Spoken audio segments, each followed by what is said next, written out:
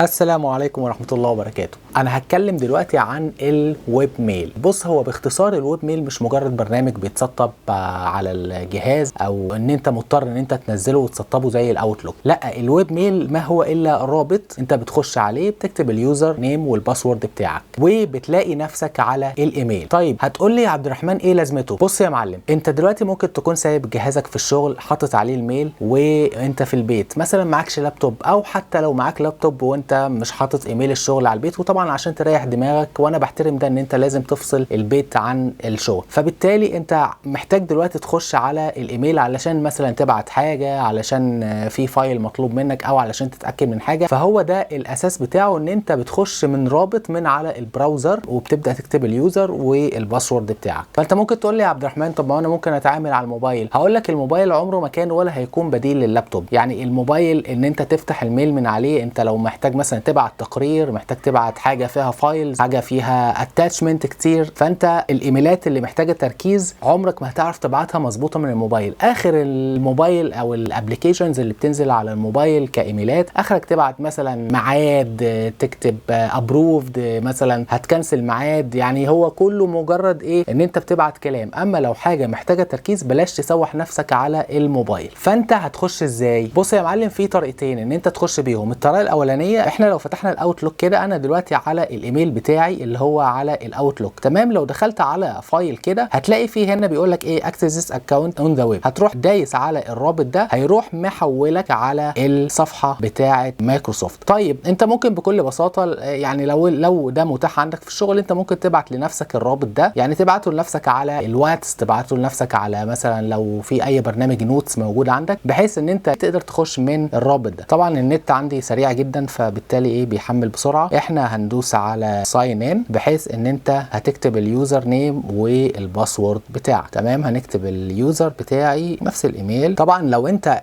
شركتك بتستخدم خدمات الاوتلوك، انت بتكتب الميل بتاعك الدومين بتاع الشركه، وبعدين بتبدا تدوس نيكست. طبعا انا عامل سكيورتي كده، فانا هخش بالبصمه. هو عموما هيطلب منك الباسورد. قبل ما هنتكلم على واجهه الاوتلوك، ايه الطريقه الثانيه اللي انت تخش بيها؟ الطريقه الثانيه طبعا لو انت عندك جيميل، هتروح داخل بالطريقه دي، هتكتب مثلا gmail.com. بعد ما هتكتب gmail.com، هيطلب منك طبعا اليوزر والباسورد بتاعك، وهتبدا ان انت تتعامل. انا بس بوريك، بقول لك الطريقتين، ان انت تكون عارف الرابط. مثلا انت عندك جيميل، هتكتب gmail.com، او بالطريقه اللي هي من داخل الاوتلوك، هتلاقي الرابط هنا. احنا دلوقتي فتحنا الواجهه. اولا طبعا هتلاقي مساحه اعلانيه عقيمه في الجزء ده، فطبعا لا ينصح ان انت تدوس على اي حاجه في الجزء ده او جزء الاعلانات. وطبعا للاسف في هنا برضو اعلان، يعني للاسف الشديد عيب شديد جدا في الواجهه بتاعه الاوتلوك اونلاين. تمام، لان انت بمجرد ما ادوس هنا، هيروح ايه مودينا على روابط تانية. تمام، فانت خلي بالك ان هيكون في اعلانات هنا وهيكون في اعلانات هنا. هتلاقي نفس الكلام اللي احنا اتكلمنا فيه على الاوتلوك، هتلاقي هنا برضو ايه شاشه الايميلات. هنا طبعا الايميل، هتلاقي هنا فايل، هتلاقي هنا لو دوست كده هيروح ظاهر لك الايميل اللي انت تقدر ان انت تقراه، اي ايميل. وطبعا هنا هتلاقي الكالندر، طبعا لسه هنتكلم عليها في حلقه خاصه بيها. الكالندر هتلاقي هنا كل البرامج اللي انت، يعني هنا الكونتاكتس هتلاقيها موجوده، هتلاقي هنا التو دو او التاسكس اللي مطلوبه منك. طبعا كل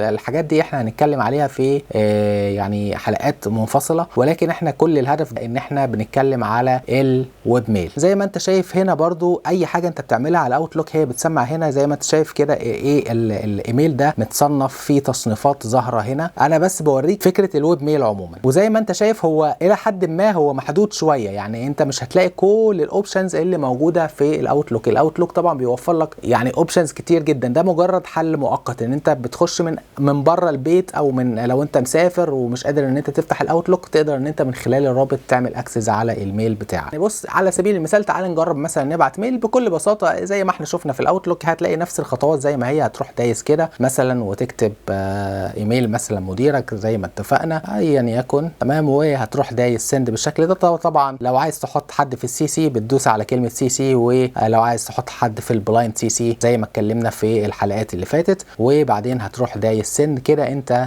بعت ايميل. ده كده شكل الايه الميل على الويب ميل. طيب في عندنا هنا مثلا لو دخلت على فايل ودخلت على سيتنج، هتلاقي هنا برضو شويه اوبشنز انت ممكن تقدر تستخدمها. طبعا طبعا كل الاوبشنز دي موجوده في الاوتلوك بزياده، ده مجرد ايه حل مؤقت. مثلا لو دخلت على اكونت هتلاقي عندك مثلا تقدر ان انت ممكن تعمل سيجنتشر، لو عايز تعمل سيجنتشر بحيث ان انت الايميلات اللي انت هتبعتها من خلال الويب ميل، عاده السيجنتشر اللي انت بتعملها على الاوتلوك بتكون موجوده على الاوتلوك، تقدر ان انت تستخدمها طبعا زي ما اتكلمنا في تقريبا الحلقه رقم 4 ازاي تعمل سيجنتشر. فانت هنا تقدر ان انت تخصص برضو سيجنتشر على الويب ميل. طبعا بكل بساطه انت ممكن تاخدها من اي ايميل ليك قديم انت بعته وتروح حاططها هنا وتسيف. طبعا انا مش هتكلم على السيجنتشر هنا، هي نفس الخطوات اللي احنا اتكلمنا فيها. هنا الكاتيجوريز اللي انت عاملها على الاوتلوك، يعني اي كاتيجوريز انت هتعمل لها كرييت كاتيجوريز هتلاقيها موجوده هنا. طيب احنا لو نزلنا مثلا على اوتوماتيك ريبلايز، طبعا احنا اتكلمنا في حلقه فاتت على ايه ان انت ممكن تعمل اوتوماتيك ريبلايز فرضا ان انت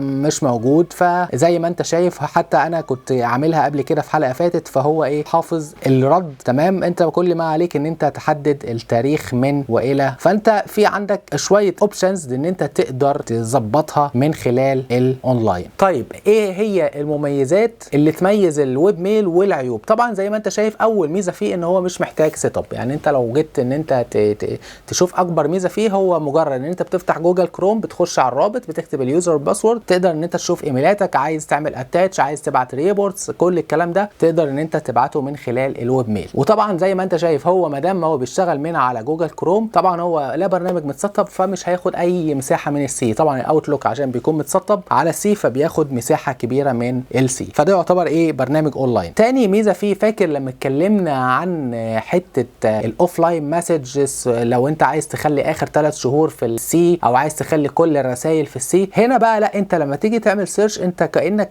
بتعمل سيرش على كل الرسائل اللي موجوده، لان انت كده كده اونلاين، فبالتالي هتلاقي كل الرسائل اللي انت من ساعه ما كريت الايميل بتاعك هتلاقيها موجوده هنا، فانت تقدر تعمل سيرش بدون ما يهنج. طبعا احنا اتكلمنا عليها لو انت في الاوتلوك ايه برضو هي عيوبها، الاوتلوك بياخد مساحه كبيره شويه من السي، فعشان كده احنا بنخلي ايه مثلا انت محتاج اخر 3 شهور هتخليهم على السي، فاحنا بنخليهم على السي، فدي تعتبر ميزه تانية خاصه بالويب ميل. تعال نتكلم عن العيوب. العيوب الخاصه بالويب ميل انه طبعا على طول محتاج انترنت. يعني انت لو انت شغال على اوتلوك والنت فصل وبعت مثلا 5 6 ايميلات وانت مش واخد بالك ان الكونكشن راح، الاوتلوك اول ما النت بيوصل بيبدا ان هو ايه يتعامل ويعمل بروسيسنج للرسائل اللي محشوره في الاوتلوك انا اسف في الاوت بوكس، وبعدين يبدا ان هو يبعتها. طبعا الويب ميل لا، هو غير كده خالص. هو ما دام ما انت لا قدر الله الانترنت مش موجود، طبعا انت هتلاقي الصفحه دي شكرا الصفحه دي وقعت، فهو على طول محتاج اتصال بالانترنت. وطبعا لا قدر الله يعني لا قدر الله النت بطيء شويه، انت حرفيا هتتشل. هتيجي تدوس على نيو ميل، طبعا الرساله عقبال ما تظهر هتكون دوست 5 6 مرات، الرساله عقبال ما تظهر او النيو ميل عقبال ما يظهر هتكون طبعا خدت وقت، فانت حرفيا هتتشل تمام. فلو عندك النت بطيء يعني ده حل يعني